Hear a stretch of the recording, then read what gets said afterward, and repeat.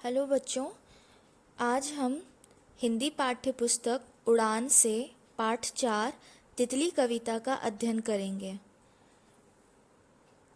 बच्चों, तितली एक बहुत ही सुंदर जीव है जिसको आपने अक्सर फूलों के आसपास घूमते हुए देखा होगा और इस दृश्य को देखकर आपको बहुत प्रसन्नता भी हुई होगी। तितली के शरीर में अनेक रंग होते हैं, इसलिए इसे देखते रहने का मन भी करता है। यह कीट प्रजाति से आती है। कीट प्रजाति का अर्थ है कि ये कीड़े प्रजाति से आती है और ज़्यादातर फूलों के आसपास रहना ही पसंद करती है। अब हम कविता को पढ़ेंगे। तितली। क्या खूब दिए हैं कुदरत ने तितली को सुंदर पंख, नीले पीले कई तरह के इसके पंखों में रंग। कितनी सुंदर लगती है तितली फूलों के संग, देख देख कर इसको सब रह जाते हैं दंग। सुबह सुबह ये पंख फैलाकर घर से उड़कर जाए, फूलों की खिलती पंखुड़ियाँ इसके मन को भाए। डाल डाल और पात पात पर उधम खूब मचाए, फूलों को चूस चूस कर रस से मुंह भर लाए। डरती नहीं ये किसी से ये तो करती है मनमानी, खिले चमन में उड़ती है बनकर ये मस्तानी। इसीलिए सब कहते हैं तितली फूलों की रानी, हर व्यक्ति के होठों पर है इसकी मधुर कहानी।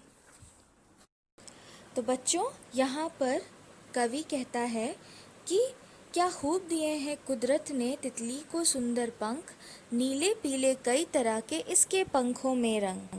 जिसका अर्थ है कि कुदरत का अर्थ है प्रकृति।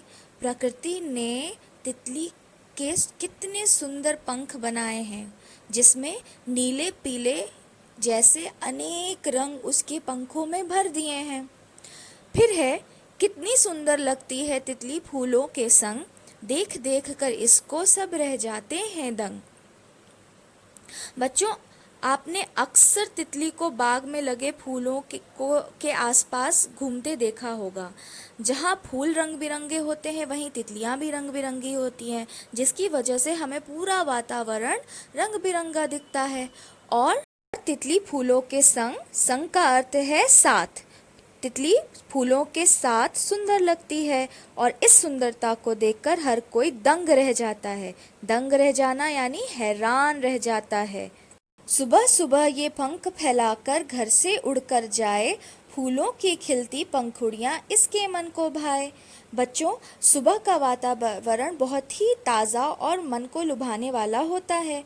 सुबह का समय जहाँ हम मनुष्य के लिए बहुत लाभदायक होता है, वहीं जीव जंतु के लिए खुली हवा में घूमने फिरने का समय होता है। बच्चों, सुबह सुबह फूलों की पंखुड़ियाँ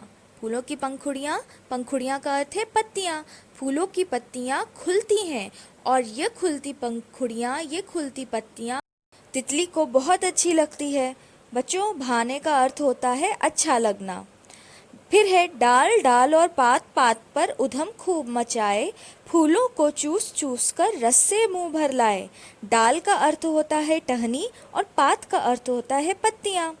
तो बच्चों, तितलियाँ पेड़ों की एक डाली से दूसरी डाली और एक पत्ती से दूसरी पत्ती पर खूब उधम मचाती हैं। उधम मचाना यानी उत्पात मचाना, शरारत करना और तेज़ी से इधर उधर घूमते फिरते रहना। फूलों के रस को वो इतना चूस लेती हैं कि उनके पेट तो भर जाते हैं, साथ ही इतना भर जाते हैं कि रस उनके मुंह तक आ जाते हैं। फिर है, डरती नहीं किसी से ये तो करती है मनमानी, खुले चमन में उड़ती है बनकर ये मस्तानी। बच्चों, इसका अर्थ है कि तितली किसी से डरती नहीं और अपने मन की करती है। इसका मतलब कि वो जहाँ उड़ना होता है वहाँ उड़ती है, जिस टहनी पे बैठना होता है वहाँ बैठती है, जिस फूल से रस पीना होता है वो उस फूल से रस पीती है, यानी अपने मन की करती है। और पूरे चमन का अर्थ है बाग, पूरे बाग में खूब मस्ती करती हुई उड़ती फिरती है, उसे कोई रोकने वाला नहीं है। फिर है, इसीलिए सब कहते हैं तितली फूलों की रानी, हर व्यक्ति के होठों पर है इसकी मधुर कहानी। बच्चों, यहाँ पे इसका अर्थ होता है कि तितली फूलों के आसपास रहती है और इसके साथ सुंदर लगती है, इसलिए तितली को फूलों की रानी कहा गया है।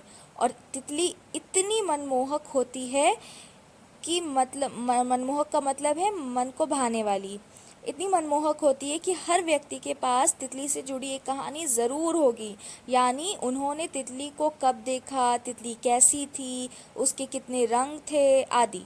तो हर व्यक्ति आपको तितली से जुड़ी एक मधुर यानी मीठी या अच्छी कहानी ज़रूर सुना देगा।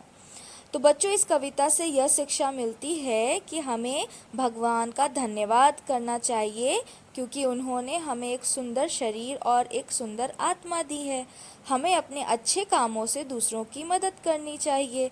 और हमने देखा है कि जब हम किसी से प्रेम करते हैं तो सामने वाला भी हमें स्नेह और आदर देने लगता है। इसीलिए हमें एक दूसरे के साथ प्रेम पूर्वक व्यवहार करना चाहिए। आशा करती हूँ कि आपको कविता समझ आई होगी और आपको कविता अच्छी भी लगी होगी। अब कविता को याद करें और इसके अर्थ को याद रखें। आज के लिए बस इतना ही। धन्यवाद।